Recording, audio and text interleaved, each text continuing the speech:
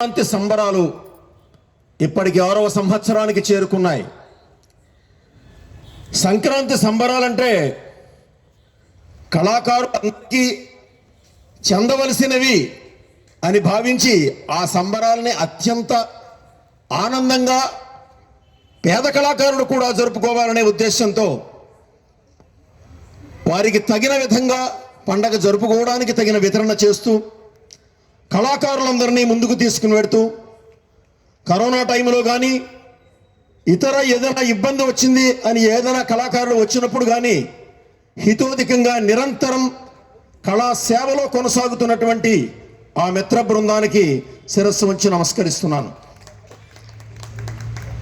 ఒక వ్యవస్థ కొనసాగాలి అంటే దానికి మైత్రి అవసరం, కొంతమంది సహాయ సహకారాలు అవసరం, అన్నిటికీ మించి డిసిప్లిన్ అవసరం. మీరందరూ నాటకం చూడడానికి వచ్చారు. ఆ నాటకం ఎంత తొందరగా మీకు చూపిద్దామనే ఉద్దేశంతో ఇక్కడ గెస్టులకి కుర్చీలు కూడా వేసి గంటలు గంటలు ప్రసంగాలు లేకుండా 2 ముక్కలే మాట్లాడించి మీ అందరి అభీష్టాన్ని మన్నించడం కోసం అని చెప్పేసి అంటే రసం ప్రేక్షకనిష్టం అంటారు.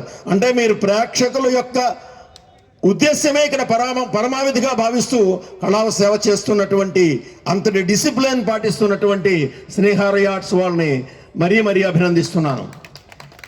అన్నిటికంటే ముఖ్యంగా ఒక కళాకారుని ఎంపిక చేసుకోవడం, ఎవరికి మనం సన్మానం చేస్తున్నాం, వారి అర్హతలు ఏమిటి. ఉప్పలపాటి సైదులు గారు ఇక్కడ చూస్తే చాలా సన్నగా చాలా నెమ్మదిగా చక్కని మాట్లాడుతూ కనబడతారు. కృష్ణుడిగా వేదిక ఎక్కితే ఒక సింహం రంగస్థలం మీద ఆయన్ని ఎదుర్కొని నిలబడగలిగినటువంటి దుర్యోధనలో అరుదు. అటువంటి మహానుభావుడి చేత భావాన్ని పిలిపించుకునే అదృష్టం నాకు కూడా కలిగింది.